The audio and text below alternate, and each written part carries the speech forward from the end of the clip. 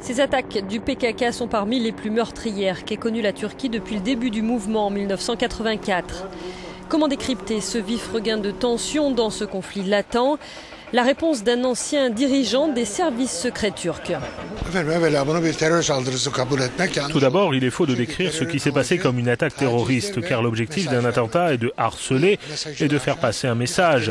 Cette attaque est plus qu'un message, c'est une opération militaire. Ils ont attaqué nos forces militaires.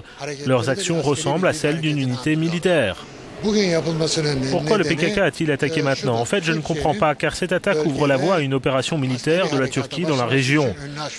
L'OTAN et l'Union européenne ont dit que la Turquie pouvait agir librement pour se défendre d'actions terroristes et ils ont montré que cette action serait soutenue par l'Occident.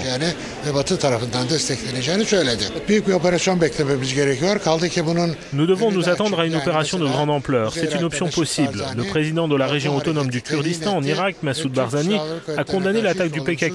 Et il n'a rien dit de mal sur l'armée turque. Dans le passé, il menaçait la Turquie en disant que le nord de l'Irak serait la tombe des soldats turcs. Aujourd'hui, il a abandonné cette rhétorique, donc les autorités kurdes irakiennes ne s'opposeront pas à une opération turque. Ces opérations terroristes ont un but bien précis pour cet autre analyste, faire échouer les tentatives de normalisation engagées par Ankara. L'attaque est intervenue un jour symbolique, le jour du deuxième anniversaire de l'entrée des militants du PKK en Turquie par le poste frontière d'Abour. Mais la principale raison, c'est que la Turquie a marqué des points dans sa lutte contre le terrorisme en faveur de la démocratie.